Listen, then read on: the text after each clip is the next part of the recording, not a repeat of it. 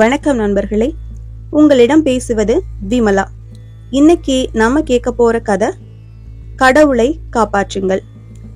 ஒருவருக்கு திடீரென்று தலைவலி. உடனே மருத்துவமனைக்கு போனார். டாக்டரிடம் சொன்னார். அந்த டாக்டர் இவரை ஒரு அறையில் படுக்க வைத்தார். ஒரு மருந்து சீட்டு எழுதினார். அங்கே நின்று கொண்டிருந்த ஒருவரிடம் கொடுத்து இதை உடனே வாங்கி வா என்றார். அவர் அதை வாங்கிக் கொண்டு வெளியே ஓடினார். மருந்து வாங்க போன ஆசாமி வருவார் என்று காத்திருந்தார்கள். ஆனால் போனவர் வரும் வழியாக தெரியவில்லை. மருந்து கிடைக்காமல் எங்கே அலைகிறாரோ. படுத்திருந்தவருக்கு தலைவலி இன்னும் அதிகமாயிற்று. டாக்டர் பார்த்தார். உடனடியாக இன்னொரு மருந்தின் பெயரை எழுதினார். இது கிடைத்தாலும் பரவாயில்லை என்று அந்த சீட்டை இன்னொருவரிடம் கொடுத்து வாங்கி வர சொன்னார். அவரும் அவசரமாக வெளியே ஓடினார். ஆனால் வந்து சேரவில்லை. படுத்திருந்தவரை தலைவலி பாடாக படுத்துகிறது. டாக்டரும் தவித்துக் கொண்டிருக்கிறார். அந்த சமயத்தில் அந்த மருத்துவமனையின் வாசல் புறத்தில் ஏதோ கூச்சல் கேட்கிறது. அங்கே ஒரு சுழலும் வழி. ஒருவர் பின் ஒருவராகத்தான் உள்ளே வர முடியும்.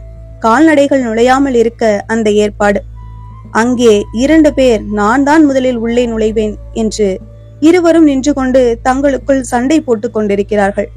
விளைவு 2 பேருமே செல்ல முடியவில்லை.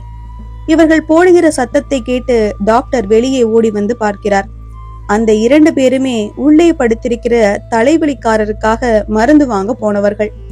இருவரின் கையில் இருப்பதும் ஒரே நோய்க்கான மருந்துதான் என்பது அவர்களுக்கு புரியவில்லை. உள்ளே படுத்திருப்பவரோ தலைவலியால் துடித்துக் கொண்டிருக்கிறார்.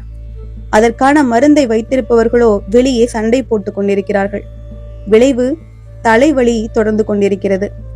இதுதான் இன்றைய ஆன்மீகம். மனித குலம்தான் அந்த நோயாளி, கடவுள்தான் அந்த மருத்துவர், மதவாதிகள் தாம் அங்கே சண்டை போடுகிறவர்கள்.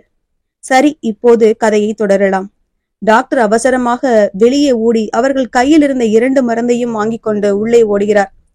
ஒரு பாட்டில் மருந்தை அந்த நோயாளிக்கு கொடுக்கிறார். இன்னொரு பாட்டில் மருந்தை அவசரமாக தானே சாப்பிட்டு விடுகிறார். ஆமாம், இப்போது டாக்டருக்கும் தலைவலி. மதவாதிகளை தயவு செய்து கடவுளை காப்பாற்றுங்கள்.